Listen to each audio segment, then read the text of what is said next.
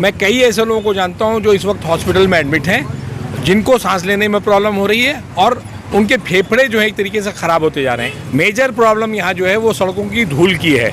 ओखला की बदकिस्मती ये भी रही है, पिछले 10-15 साल से जो ओखला के नुमाइंदे रहे हैं सब के सब अंगूठा टेक और जाहिल रहे हैं। यहाँ के जितने भी नेता हैं वो सारे बिल्डर हैं। जाएंगे हाई कोर्ट कि दिल्ली ओखला में सारे कंस्ट्रक्शन काम जब तक यहाँ का AQI इंडेक्स जो है 100 से नीचे ना जाए तब तक सारे कंस्ट्रक्शन परमानेंटली बंद कर दिए जाए।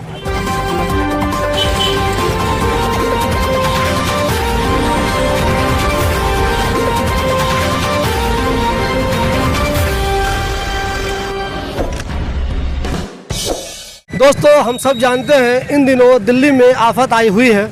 यहाँ के बारे में आप सब जानते हैं कितनी सख्ती बरती गई है, चूँकि यहाँ पोल्यूशन का लेवल बहुत ज़्यादा बढ़ चुका है। स्कूल बंद कर दिए गए हैं, कंस्ट्रक्शन पे पाबंदी लगा दी गई है। गवर्नमेंट ने कहा है कि कोई कोयला भी इस्तेमाल नहीं कर सकता है। उसके अलावा और भी बहुत सारी पाबंदियाँ हैं जो लगा दी गई हैं। दिल्ली में चूँकि परेशानी आई हुई है तो ये परेशानी ओखला वालों के लिए भी आई हुई है। मगर ताज्जुब की बात यह है कि ओखला के लोग इस पर फिक्र नहीं करते, इस पर कोई बात नहीं करते। वो अपने अपने काम में मस्त है। उन्हें ये पता ही नहीं चलता कि जो पोल्यूशन का लेवल है उसके बढ़ जाने से उनकी ज़िंदगी को भी ख़तरा हो सकता है।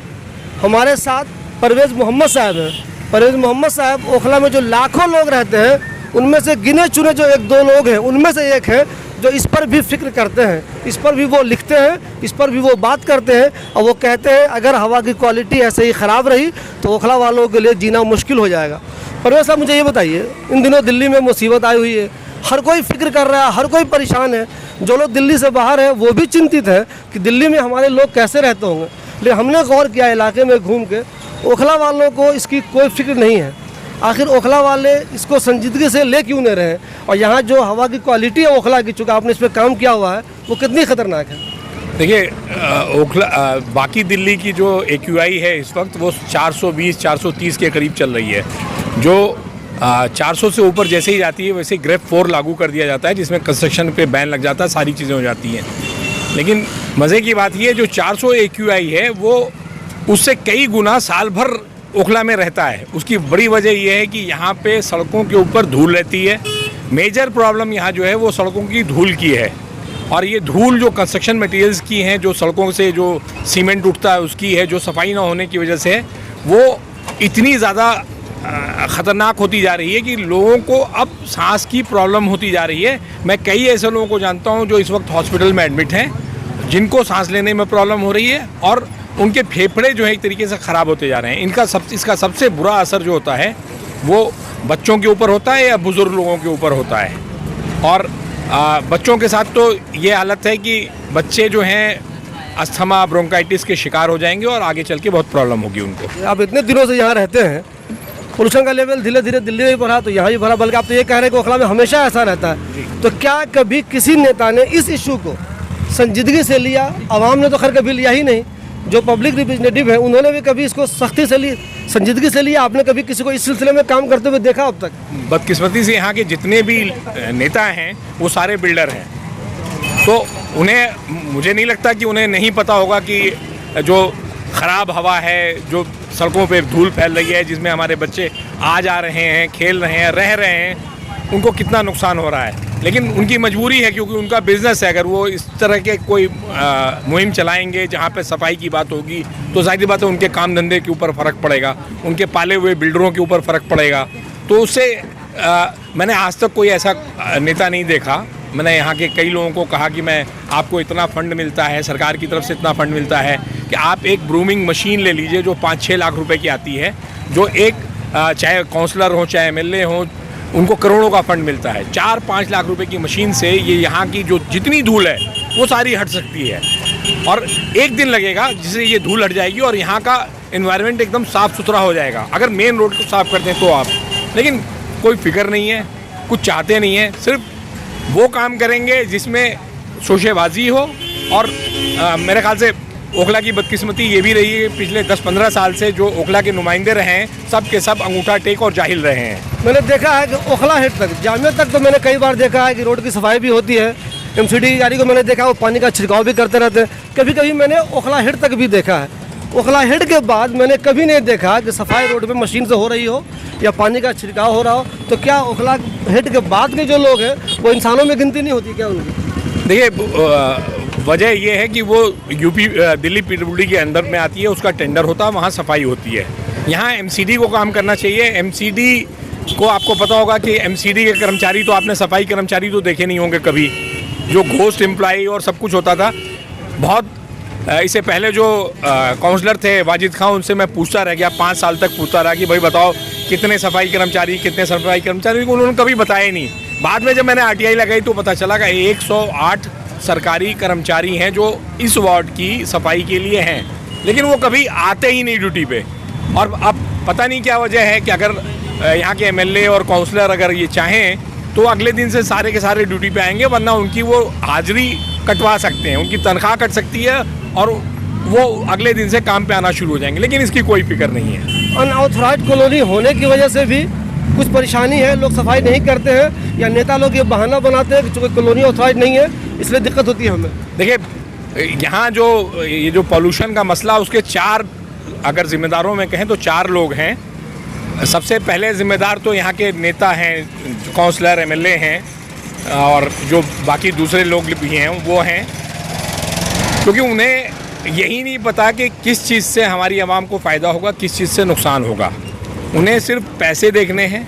उन्होंने आज तक कभी एमसीडी या किसी सफाई कर्मचारी की लिखित कंप्लेंट नहीं की है। मैं ये चैलेंज के साथ कह सकता हूँ, चाहे काउंसलर हो, चाहे एमएलए हो या और दूसरे नेता हो, किसी ने भी एक भी कंप्लेंट ये नहीं की होगी कि हमारे वहाँ आ करके सफाई कर्मचारी झाड़ू नहीं लगाता, जबकि कानूनन ये वो है कि आपको आकर के यहाँ पे हर गली का बीट वो है, उसके ऊपर आकर के उनको सफाई झाड़ू लगाना है और हाजिरी देनी है। दूसरा जो सबसे बड़े हैं जिम्मेदार हैं यहाँ के गंदगी के, वो हैं आरडब्ल्यूए की हालत ये है कि शाहीन बाग आरडब्ल्यूए के जो प्रेसिडेंट साहब हैं वो अंगूठा टेक हैं। उनसे अगर आरडब्ल्यूए की स्पेलिंग पूछ लीजिएगा तो आपको आरडब्ल्यूए की स्पेलिंग नहीं बता पाएंगे। रेजिडेंट वेलफेयर एसोसिएशन नहीं, आरडब्ल्यूए की स्पेलिंग नहीं बता पाएंगे वो। जितनी भी आरडब्ल्यूए ओखला की हैं उनके सिर्फ 2 काम हैं, या तो वो आरडब्ल्यूए में बन करके उन्हें बिल्डर बनना है, या फिर उन्हें इलेक्शन में दलाली करनी है कि परवेज़ हाशमी को सपोर्ट करना है, आसिफ को सपोर्ट करना है, अमानतुल्लाह को सपोर्ट करना है या परवेज़ मोहम्मद को सपोर्ट करना है। उनका यही काम है। सजावटी आरडब्ल्यूए यहाँ बहुत सारी हैं, उनका कोई काम नहीं, उन्होंने आज तक लिखित में कोई काम नहीं किया। उनकी सबसे बड़ी मजबूरी ये है कि वो आरडब्ल्यूए, चाहे वो नेता हों, चाहे आरडब्ल्यूए के प्रेसिडेंट हों, चाहे ओहदेदारान हों, जिसमें ज़्यादातर बिल्डर ही हैं, जो नहीं है बिल्डर उन्होंने बिल्डर पाल रखे हैं। उनका सिर्फ एक काम है कि वो पब्लिक को टाल देते हैं, पब्लिक को आगे का सपना दिखा देते हैं कि हम ये कर देंगे, लेकिन उन्होंने कभी कंप्लेंट नहीं की। कंप्लेंट क्यों नहीं करते, उसकी एक वजह है, इनकी साइट चल रही है, कल को एमसीडी आकर के इनकी साइट के ऊपर डिमोलिशन करने लगेगी। तो इनकी सबसे बड़ी मजबूरी यही है कि ये किसी भी तरीके से एमसीडी को, जो भी बिल्डर होगा यहाँ का, चाहे वो नेता हो, चाहे आरडब्ल्यू का प्रेसिडेंट हो या बिल्डर खुद हो, वो कभी एमसीडी को टाइट नहीं कर सकता है, उसकी मजबूरी है। आप लिखित तौर से टाइप करिए, गाली गलौज करके टाइप करेंगे तो सरकारी आदमी उल्टा आपको अंदर करा देगा। तीसरा जो सबसे बड़े जिम्मेदार लोग हैं वो है यहाँ की आवाम। ना तो उसे ये फिक्र है कि हमारे बच्चों के ऊपर क्या आफत आने वाली है, इस पोल्यूशन से क्या नुकसान है, उसे जहाँ पे भी 4 कूड़े का बॉक्स दिखाई पड़ेगा वहीं पे वो फेंक करके चली जाएगी। और एमसीडी कर्मचारी के बारे में बता दूँ, यहाँ 108 सरकारी कर्मचारी हैं। आपने अगर 10 सरकारी कर्मचारी पिछले साल भर में देखा हो या पिछले 6 साल में देखा हो तो आप मुझे बता दें कि यहाँ पे हमने 20 सरकारी कर्मचारियों को एक साथ झाड़ू लगाते देखा। तो क्या इसमें कोई करप्शन होता है, क्यों नहीं आते वो लोग? जाहिर बात है, वो जितने भी सरकारी कर्मचारी हैं वो पहले जैसे था कि मुझे पता चला था कि काउंसलर को और उनको जो यहाँ के सुपरवाइज़र, सैनिटरी सुपरवाइज़र होते हैं, उनको पैसे देते हैं और ड्यूटी पे नहीं आते हैं। उनको मान लीजिए 40,000 तनख्वाह मिल रही है तो 10,000 रुपये इन लोगों को दे देते हैं चढ़ावा हर महीने, और 30,000 रुपये में वो कहीं और काम करते हैं। ये यहाँ के लोग, होटलें नई नई खुल रही है, उससे बहुत खुश है वो कि हमारे इलाके में बेहतरीन होटल खुल रही। उनको ये पता नहीं है कि वहाँ पे जो टिक्का, नल्ला, निहारी जो भी खा रहे हैं, ख़ास तौर पे गोश्त का बहुत सारा आइटम है जो कोयले से बनता है, कोयला इस्तेमाल होता है। कोयले पे गवर्नमेंट ने इन दिनों पूरी तरह से पाबंदी लगा रखी है। यहाँ लोग दुकान पे जा रहे हैं, कोयला उनके सामने इस्तेमाल हो रहा है। मैं उसको होटल वाले को ये नहीं बोल रहे कोयला तो पाबंदी है, तुम क्यों इस्तेमाल करो। तो क्या आपको नहीं लगता कि यहाँ के लोग भी इसके लिए बहुत जिम्मेदार हैं? होटल वालों ने तो इंतहा कर रखी है यहाँ पे, वो किसी कानून को नहीं मानते। इनके पास किसी भी होटल वाले के पास MCD का होटल चलाने का लाइसेंस नहीं है। सारे होटल जो हैं वो सड़क के ऊपर खाना पकाते हैं, जिसमें न जाने कितनी धूल जाती है। घटिया तेल इस्तेमाल करते हैं, जिससे किडनी ख़राब हो रही है, लीवर ख़राब हो रहा है लोगों का, लेकिन इसकी भी किसी को फिक्र नहीं है। आज तक MCD जो पूरी दिल्ली में हर जगह छापे मारती है, होटल सील करती है, आज तक दिल्ली यहाँ पर किसी भी होटल के ऊपर कोई वो चीज़ नहीं किया है। यहाँ पे आप 40 फुटे पे चले जाइए, आपको चलने की जगह नहीं मिलेगी। एक तरफ से 7 फुट किसी ने घेर रखा है, उसके बाद 7 फुट, उसके बाद उनकी गाड़ियाँ खड़ी हो जाती हैं आके उनके क्लाइंट्स की। तो ये सब नुकसानात हैं। जाहिर बात है कि ये जब तक इस तरह के नेता RWA और जब समाज में लोग नहीं जागेंगे तो यही हालात रहेंगे और इसका बहुत गंभीर परिणाम होने वाला है। हमने आज से 7 साल पहले यहाँ AQI कराया था, उस वक्त यहाँ इतनी धूल नहीं होती थी। उस वक्त जो है एयर एम्बियंस टेस्ट जो कराया था उसमें 1200 आया था। यहाँ से थोड़ी दूर पे मेरा सरिया की दुकान है, हमने वहाँ पे कराया था और एक शाहीन बाग पुलिस चौकी के पे कराया था। उस वक्त ऐसी धूल नहीं थी, तब 1200 आया था। अभी हमने फिर से एक प्रपोजल बनाया है, जब हम इसको दोबारा करेंगे और कराने के बाद हम जाएंगे हाई कोर्ट कि दिल्ली ओखला में सारे कंस्ट्रक्शन काम, जब तक यहाँ का AQI इंडेक्स जो है 100 से नीचे ना जाए, तब तक सारे कंस्ट्रक्शन परमानेंटली बंद कर दिए जाए। देखिए दोस्तों, धूल को संजीदगी से लीजिए, पोल्यूशन को संजीदगी से लीजिए।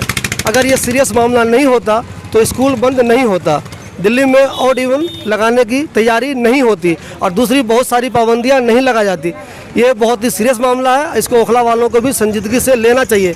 एक बात आप सीरियस होकर सोच लीजिए, अगर आप इसको संजीदगी से नहीं लेंगे तो कभी आपका इतना नुकसान हो जाएगा आप सोच भी नहीं सकते।